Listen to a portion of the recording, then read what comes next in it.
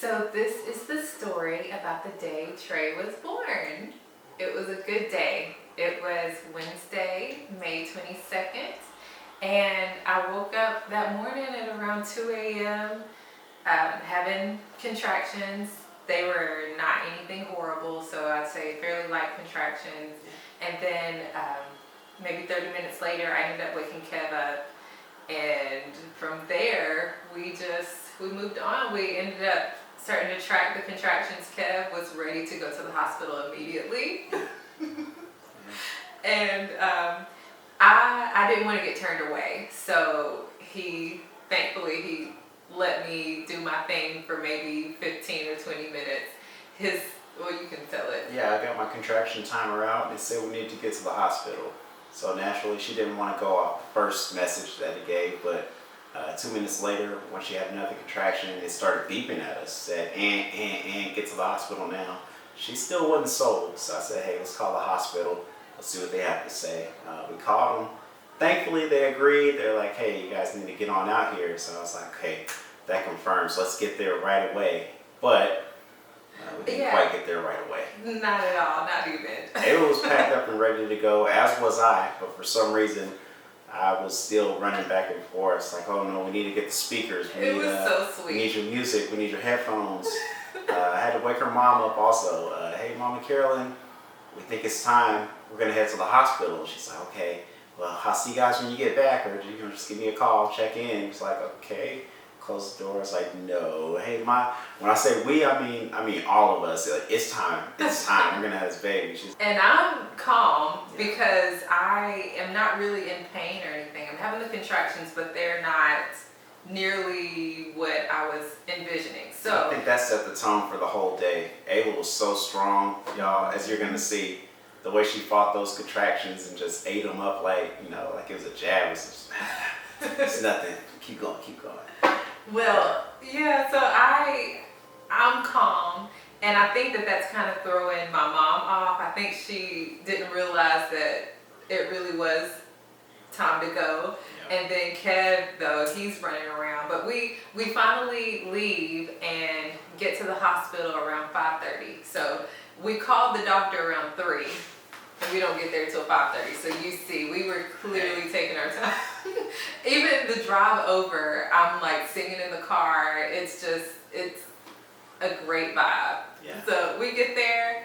Nurse says I'm 5 centimeters dilated. Who would have thought? Yeah. And then they move us into the actual birthing room, and I'm progressing nicely. I ended up using the peanut ball. And I laid on my side the whole time. I had previously thought, I envisioned myself wanting to walk around the room, bouncing, doing all this stuff, but the peanut ball on my side, Kev rubbing my back, that was all that I needed.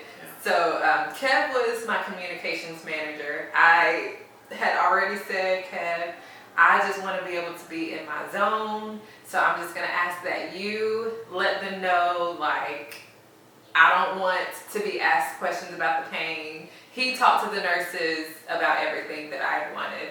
And you did awesome. You did awesome. Thank you. We're doing hypnobirthing, so there was some very specific language that Ava wanted to use that wouldn't translate to, the traditional views of, oh, this is going to be painful, it's going to be screaming and all that good stuff. No. Don't ask her how if it's hurting, if she's in pain, anything like that. Just, let them know they can take some measurements every once in a while, but just make sure the vibe stayed calm and to give counter pressure. That was my job. Yeah, and you did it well, though. I think that your fingers probably were cramping for days later because... They were. I didn't want to complain about that. He was delivering a baby. But he was much needed and much appreciated. So we are bulldozing through... let's see, I went from 5 centimeters when we first got there to like 7 to 9. Yeah, to 9, and the time was flying by. Honestly, It felt like time was just flying, and I'm having sensations. I now know that there are sensations to push, but in the moment I did not realize that's what it was because I had heard all these horror stories. I heard these horror stories, so I thought that I I was going to be screaming, and I thought that it was going to be something that I could barely bear. And it turns out that that was it. And, and they checked me, and I was at 10 centimeters. And I'm just like, I can't be. And this can't be the sensation. And I say this because I want you guys to know that not everybody's experience is going to be the same. So most of the time you hear people that were having a horrible experience and they're hollering and it was excruciating. That does not mean that will be your experience. Our bodies were literally made to do this, and you absolutely can do this, and you can do it without interventions like medications. I want to reiterate, Ayla didn't have any medication. She was like, no Pitocin, no epidural, no any of that. I didn't know what those words meant, but I know she said she didn't want that.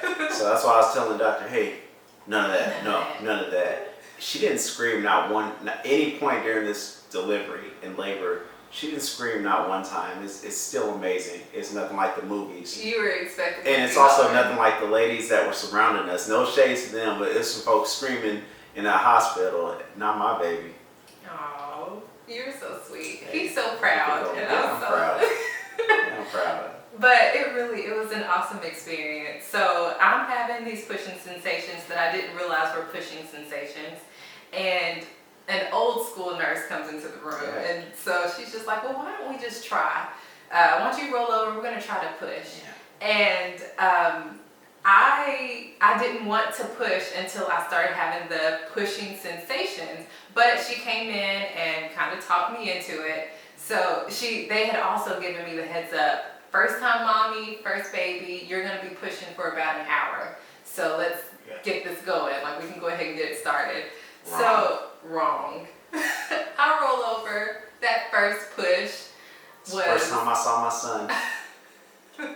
No joke. He didn't come all the way out, but he came out good enough. We saw his curly hair. We saw his little head. I was crying immediately. Yeah. I surprisingly didn't cry. Didn't. It was weird. Even after he was born. Yeah. But so first push, and then the room erupts. Oh my gosh, he's here! And no joke, I couldn't hardly even feel it. I couldn't tell that he had come out to that extent. Yeah. So just another, tidbit. You ladies, we are so strong and we can do anything. So they're calling the doctor, trying to get her to run over because they think that this old school nurse is about to have to deliver Trey. But thankfully, Kev got to witness the room, I guess, going nuts. Yeah, the room was going insane. The nurse at this point the lead nurse is giving instructions to everyone in the room. Hey, get the utensils together, get her gloves out, get her boots out. Make sure she comes in scrubbed up, ready to go. And as soon as the doctor came in, she's putting her gloves on and getting everything set up, the mask, giving out instructions and bringing some order to the chaos. Yeah, a little bit of order. Yeah. I had my team there, and everybody was kind of in my ear. You're doing a good job, Ayla. Way to go, he's almost here, and all of that. And it was like an outer body experience. So I'm hearing all of them, and I'm hearing the doctor, but I clearly wasn't able to focus on her. She was trying to give me some specific instructions, and she literally had to hey, Ayla, look at me, listen to me. And then the room kind of got quiet. So from there on, it was maybe 2 pushes, and he was out. Yeah. But we did have, she and I, the OBGYN, had previous conversations. So there were a couple of things that we had already communicated. So she was trying to make sure that I was able to hear her to make sure that those things happened. After Trey got here, though, it was perfect. Kev got to cut the umbilical cord. Like we were saying, it was maybe 3 minutes. 3 minutes of actual pushing. Born at 10:17. 10:17 a.m. and he was just a perfect little angel. After he got cleaned off, and were you gonna say something else? Yeah, because of Ayla's strength, she brought our baby into this world with clarity, and I just remember getting to see his eyes and getting to see him and how peaceful he was when he came out. And it just made me so, well, definitely impressed with Ayla, but just thankful for her and her strength. It's like I wasn't going to tell her, hey, babe, you need to have this baby, no medication or anything like that. Like, it's like, babe, whatever you want to do, but I'm so appreciative of her and how she fought through that and just and owned it. You're a champion, baby. Oh, thank you. Yeah, it's amazing. Let's do it again. Yeah, let's do it again. The whole thing was amazing. I say you can't win them all because we did have some difficulties afterwards. Yeah. And it was my fault. I was It's not your fault. tunnel vision trying to get Trey here. It was. No.